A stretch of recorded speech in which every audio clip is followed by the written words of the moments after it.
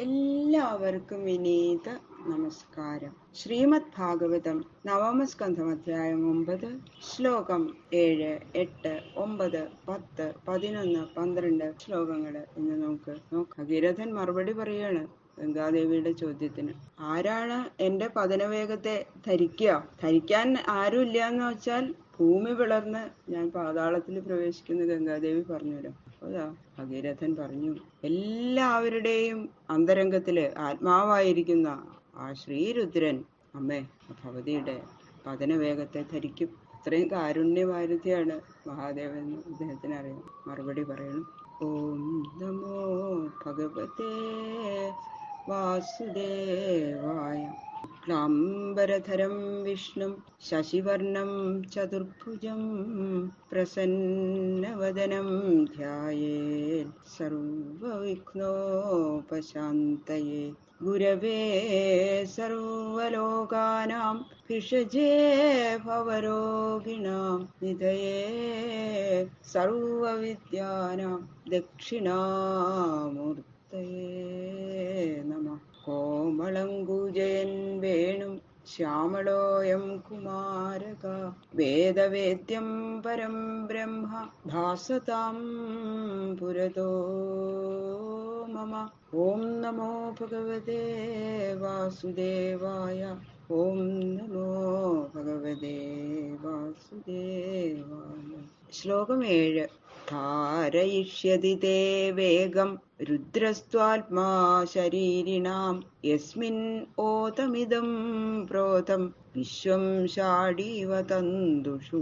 ശരീരിണാം ആത്മാ, ശരീരികളുടെ ആത്മാവായിരിക്കുന്ന രുദ്രാത്തു, രുദ്രനാവട്ടെ, തേ വേഗം, അങ്ങയുടെ വേഗത്തെ, ധാരയിഷ്യതി ധരിക്കും, യസ്മിൻ യാതൊരുവനിൽ, ഇതം വിശ്വം ഈ ലോകം, തന്തുഷു തന്തുക്കളിൽ, ഷാഡി ഇവ വസ്ത്രം എന്ന പോലെ, ഓതം പ്രോതം ഓതപ്രോതമായിരിക്കുന്നു. സർവശരീരികളുടെയും ആത്മാവായിരിക്കുന്ന ശ്രീരുദ്രൻ, എല്ലാവരുടെ ശരീരത്തിലും ആത്മാവായിരിക്കുന്ന ശ്രീരുദ്രൻ ഭഗവതിയുടെ ആ പതന വേഗത്തെ ധരിക്കും. എന്നിട്ട് ഇതാ പിന്നെ പറയണു, നീളത്തിലും വിലങ്ങത്തിലും വിന്യസിച്ചിരിക്കുന്ന നൂലിഴകളിലെ വസ്ത്രം എന്ന പോലെ ഈ കാണപ്പെടുന്ന ലോകം ആ ഭഗവാനിൽ ഓതപ്രോത രൂപേണ വസിക്കുന്നു. സമസ്ത ലോകസ്വരൂപനായിരിക്കുന്നതും ആ ഭഗവാൻ തന്നെയാണ്. സർവത്തിനും ആധാരമായിരിക്കുന്ന ആ ദേവൻ ഭഗവതിയുടെ പറയണു ഗംഗാദേവിയോട് അങ്ങയുടെ വേഗത്തെ ധരിക്കും.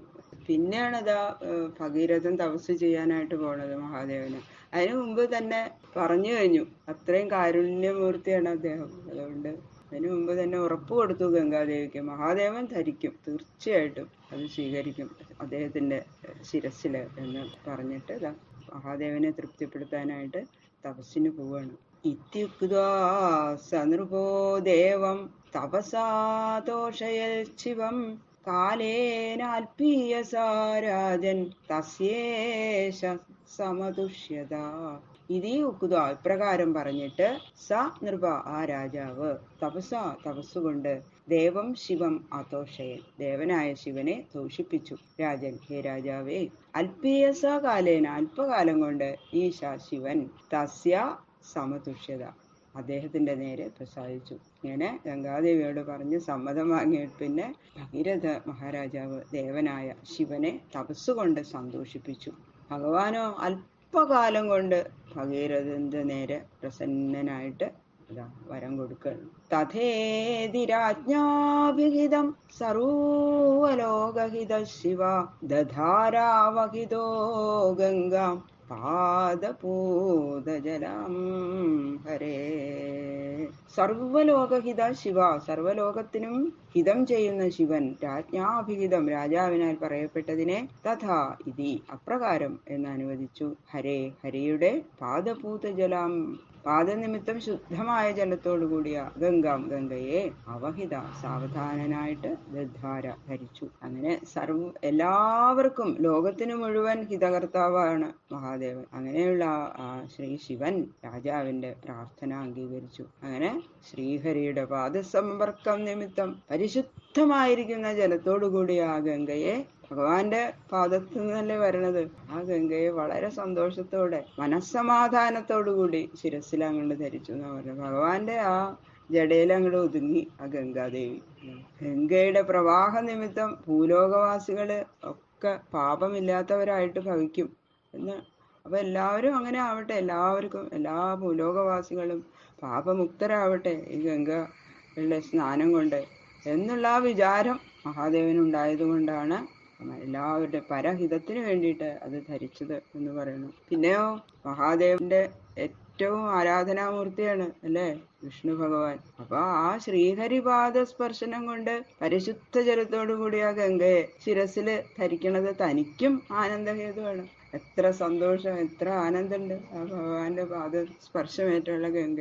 അതുകൊണ്ട് തൻ്റെ പ്രയോജനവും അത് നിമിത്തം സാധിച്ചു. രണ്ട് കാര്യം, മറ്റുള്ളവർക്ക് എല്ലാവർക്കും നന്മയുണ്ടാവട്ടെ, ലോകത്തിലെ ജനങ്ങൾക്ക്. പിന്നെ ആനന്ദം, ഭഗവാന്റെ പാദസ്പർശമേറ്റു വരുന്ന ആ ഗംഗാജലം ഇങ്ങനെ ശിരസിൽ വയ്ക്കുമ്പോ ഒരു ആനന്ദം ഉണ്ടെന്നാ പറയണ മഹാദേവന്. ഭഗീരഥസജ രാജർഷി നിന്നെ ഭുവന പാവനിം എത്ര സ്വപിതॄണാം ദേഹാ ഭസ്മീഭൂതാ ശ്മശേരതേ. രാജർഷി സ ഭഗീരഥ, രാജർഷിയായ ഭഗീരഥൻ സ്വപിതൃണാം ദേഹ, തന്റെ പിതൃക്കളുടെ ദേഹങ്ങൾ ഭസ്മീഭൂതാഹ, ഭസ്മീഭൂതങ്ങളായിട്ട് എത്ര ശേരതേ സ്മ, എവിടെ കിടക്കുന്നുവോ തത്ര അവിടെ ഭുവനപാവനിയും, ലോകത്തെ ശുദ്ധി വരുത്തുന്ന ഗംഗയെ നിന്നെ നയിച്ചു. അങ്ങനെ രാജർഷിയായിട്ടുള്ള ഭഗീരഥൻ തന്റെ പിതാക്കന്മാര് ഭസ്മമായി കിടക്കുന്ന ആ സ്ഥാനത്തിലേക്ക്, അവിടേക്കാണ് ഗംഗാദേവി ഇങ്ങനെ കൊണ്ടുപോവാണ്. അങ്ങനെ ലോകത്തെ പരിശുദ്ധമാക്കുവാൻ തക്ക മഹാത്മ്യമുള്ള ആ ഗംഗയെ അങ്ങനെ കൊണ്ടുപോയി. രഥേന വായുവേഗേന പ്രയാന്തമനുധാവതി ദേശാൻ പുനന്തി നിർദഗ്ധാൻ ആസിഞ്ചൽ സഗരാത്മജാൻ. വായുവേഗേന രഥേന, വായുവേഗമുള്ള രഥത്തോടുകൂടി പ്രയാന്തം, പ്രയാണം ചെയ്യുന്നവനെ, അനുധാവതി, അനുസരിച്ച് സഞ്ചരിക്കുകയും ദേശാൻ, ദേശങ്ങളെ പുനന്തി, ശുദ്ധമാക്കുകയും ചെയ്യുന്ന ഗംഗ, നിർദഗ്ധാൻ, ഏറ്റവും ദഹിച്ചിരിക്കുന്ന സഗരാത്മജാൻ, സഗരപുത്രന്മാരെ ആസിഞ്ചൽ, ആസേചനം ചെയ്തു. ഭഗീരഥൻ അങ്ങനെ വായുവേഗമുള്ള തേരിലിരുന്നു മുമ്പിലങ്ങനെ സഞ്ചരിച്ചു. അത്രയും വേഗത്തിലെ ഓടിക്കുന്ന തേരില് ഭഗീരഥൻ സഞ്ചരിച്ചു. പിന്നിലതാ ഗംഗാദേവി അങ്ങനെ ഭഗീരഥന്റെ പിന്നാലെ ഇങ്ങനെ പ്രവഹിച്ചു. അപ്പോ ഗംഗാദേവിയുടെ പ്രവാഹം കൊണ്ട് ആ പോകുന്ന സ്ഥലങ്ങൾ മുഴുവൻ, അതാത് ദേശങ്ങളൊക്കെ പരിശുദ്ധങ്ങളായി ഭവിച്ചു. അങ്ങനെ ദഹിച്ചു കിടന്ന ആ സഗരപുത്രന്മാരുടെ ഭസ്മത്തിന്റെ മീതെയും ഒഴുക്കി അങ്ങനെ അവർക്കെല്ലാം മോക്ഷം ലഭിച്ചു. ജലസ്പർശമാത്രേണ ബ്രഹ്മദണ്ഡഹതാ അപി സഗരാത്മജാദിവം ജഗ്മു കേവലം ദേഹഭസ്മഭി. ബ്രഹ്മദണ്ഡഹതാ അപി, ബ്രഹ്മഭൂതനായ കപിലമുനിയോട് ചെയ്ത അപരാധത്താൽ ഹനിക്കപ്പെട്ടവരാണെങ്കിലും സഗരാത്മജാഹ, സഗരപുത്രന്മാർ കേവലം ദേഹഭസ്മഭി, കേവലമായ ദേഹഭസ്മങ്ങൾ കൊണ്ട് യത് ജലസ്പർശമാത്രേണ, യാതൊന്നിന്റെ ജലസ്പർശ മാത്രത്താൽ ദിവം ജഗ്മു, സ്വർഗത്തെ പ്രാപിച്ചു. ഇത് മുതല് 4 ശ്ലോകങ്ങളുടെ ഗംഗാമാഹാത്മ്യം പറയാണ്. അത്രയും മഹാത്മ്യമാണ് ആ ഗംഗാ നദിക്ക് എന്നുള്ളത്. കപില ഭഗവാനെ അതിക്രമിക്കാൻ ഭാവിച്ച ദോഷം കൊണ്ട് ദഹിച്ചു പോയവരാണെങ്കിലും ആ സഗരപുത്രന്മാര് അവരുടെ ആ ശരീരഭസ്മം ഗംഗയിൽ അങ്ങോട്ട് മുഴുകിയതുകൊണ്ട്, ഗംഗാജലം അവിടേക്കാണ് സ്പർശിച്ചില്ലേ, അപ്പൊ തന്നെ അവരെല്ലാവരും സ്വർഗലോകം പ്രാപിച്ചു. ഭസ്മീഭൂതാംഗസംഗേന സ്വർയാദാ സഗരാത്മജ കിം പുനഃശ്രദ്ധയാ ദേവീം യേ സേവന്തേ ധൃതവ്രതാഃ.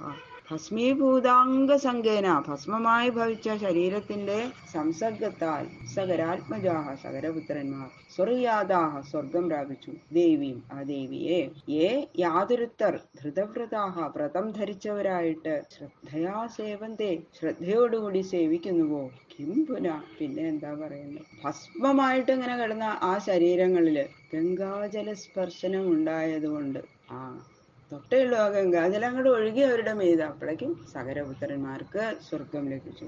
അത്ര മഹാത്മ്യമുള്ള ഗംഗാദേവിയെ ഏതൊരുത്തർ ശ്രദ്ധാഭക്തി പുരസ്സരം വ്രതത്തോടുകൂടി സേവിക്കുന്നുവോ അവർക്ക് പിന്നെ സ്വർഗഗതി ലഭിക്കുമെന്ന് പ്രത്യേകിച്ച് പറയണോ എന്ന് ചോദിക്കുകയാണ്. ബാക്കിയുള്ള ശ്ലോകങ്ങള് നാളെ നോക്കാം. സർവത്ര ഗോവിന്ദനാമ സങ്കീർത്തനം. ഗോവിന്ദ ഗോവിന്ദ.